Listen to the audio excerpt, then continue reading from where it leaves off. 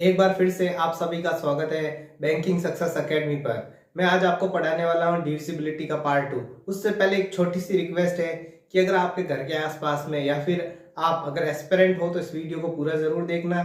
इसको like, share और subscribe और कमेंट जरूर करना, क्योंकि हर इंसान को हर चैनल को ग्रो करने के लिए लोगों के हेल्प की जरूरत होती है। मुझे भी जरूरत है, और अगर आपको भी जरूरत है अर्थमेटिक, डीआई और कुल मिलाकर के क्वांट को सिंपल बनाने की, तो इस चैनल को जरूर से लाइक, शेयर और सब्सक्राइब कर लीजिएगा। Thank you.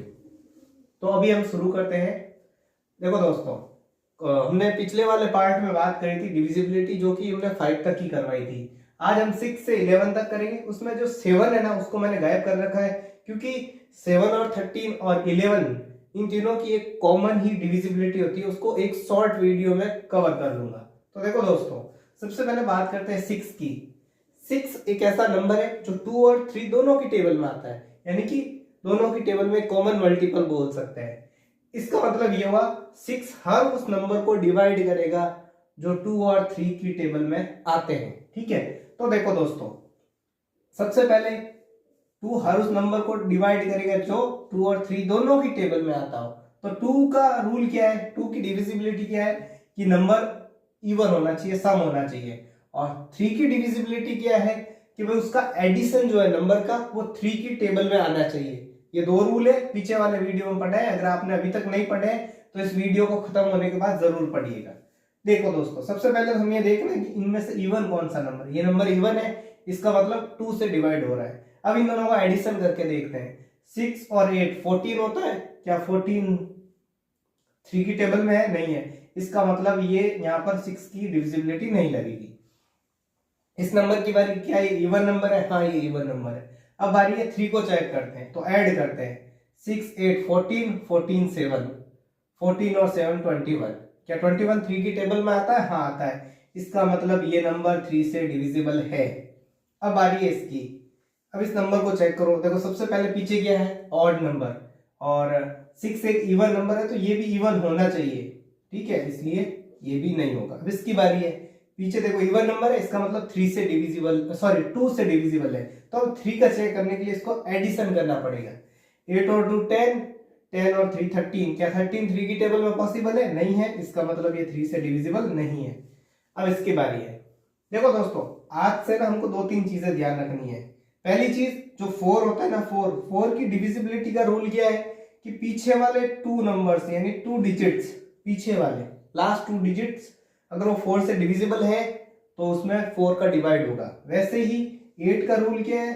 पीछे वाले 3 नंबर्स यदि 8 से डिविजिबल है तो वहां पर वो पूरा नंबर 8 से डिवाइड होगा। ठीक है, उसी तरीके से अगर हम 16 की बात करें तो 16 का रूल कहता है कि पीछे वाले 4 नंबर्स, आपको नजर आ रहा है 2 3 4, इससे डिवाइड करना है तो पीछे वाले 2 नंबर चेक करो। इससे डिवाइड करना है तो पीछे वाले 3 नंबर चेक करो। 16 से डिवाइड करना है तो पीछे वाले 4 नंबर चेक करो। ठीक है, अब हम 8 को चेक करते हैं। देखो दोस्तों, अब हम सिर्फ पीछे वाले 3 डिजिट्स पर ही फोकस करेंगे। ठीक है, अब देखो, ये पीछे वाले 3 डिजिट्स दिख रहे हैं। 128 को 8 से डिवाइड करना है। आपको मेंटली डिवाइड करना सीखना होगा, और वो 1 या 2 दिन में नहीं आता, वो समय के साथ बार बार अपनी थिंकिंग का हिस्सा बनाने पर आता है। ठीक है, तो अब देखो, 8 की टेबल में 12 तो आता नहीं, उससे छोटा 8 को दे तो कितना बचेगा? 4।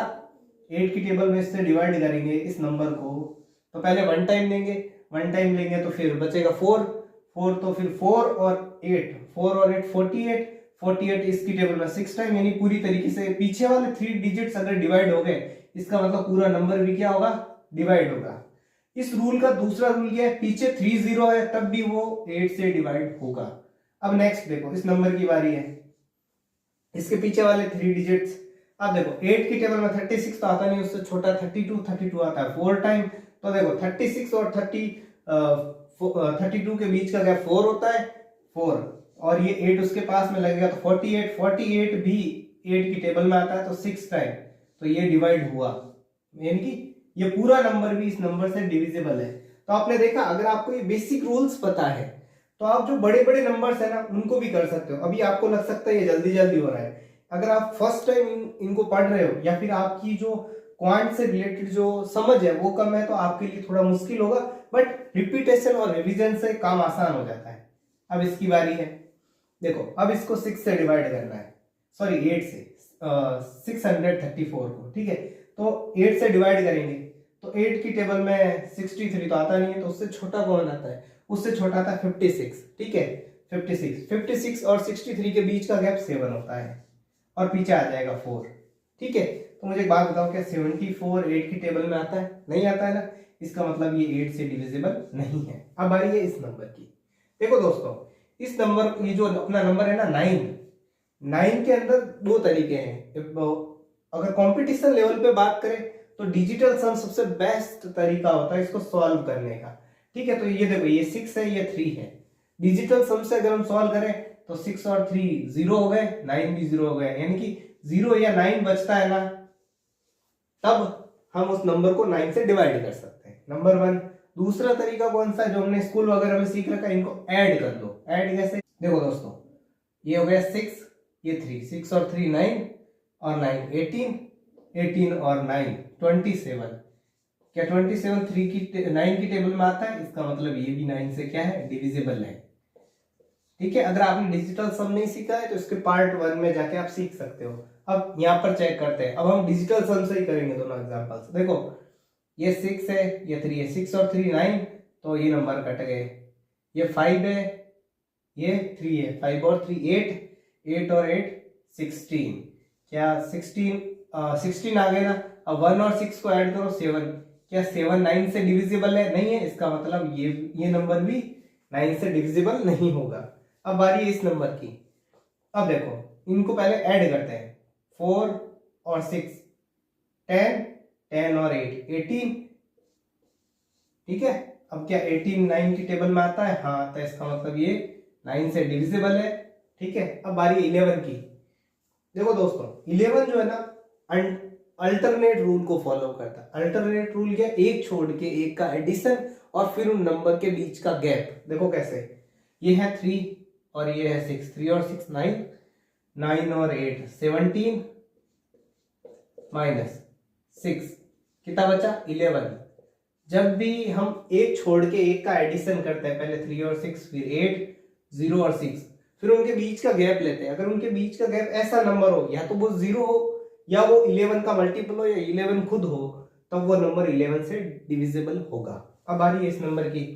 देखो, एक छोड़ के एक, पहले 8 और 3, 8 और 3 11, 11 और 9 20, ये हो गया 20। अब ये दो नंबर बच गए, इन दोनों का एडिशन 20, तो वो हो गया था इनका एडिशन, इनका एडिशन हो गया 9। अब 9 और 20 के बीच का गैप 11 होता है, फिर से 11 आ गया, इसका मतलब ये फिर से 11 से डिवाइड होगा, ठीक है। यहाँ पर 11 का मल्टीपल भी हो सकता है, मतलब 11 के टेबल में आने वाला नंबर भी हो सकता है, तब भी ये 11 से डिविजिबल होगा, ठीक है। अब बारी है इस नंबर की। ये नंबर देखो ध्यान से, ये 8, ये 7 दिख रहा है, एक छोड़ के 2, एक छोड़ के 6, 6 2 और 7, इनको ऐड करो, 7 और 2 9, 9 और 6 15, ये हो गया अपना 15। अब बारी है इसकी, ये 7 और 8, 7 और 8 14 और 1 16, सॉरी 7 और 8 भी 15 ही होता है। इन दोनों के बीच का गैप 0 0 आ गया ना, इसका मतलब ये भी 11 से क्या है, डिविजिबल है। अब इन नंबर की बारी, 5 और 3 8, 2 और 6 ये भी 8, 8 और 8 के बीच का गैप 0, इसका मतलब ये नंबर भी क्या है, 11 से डिविजिबल है।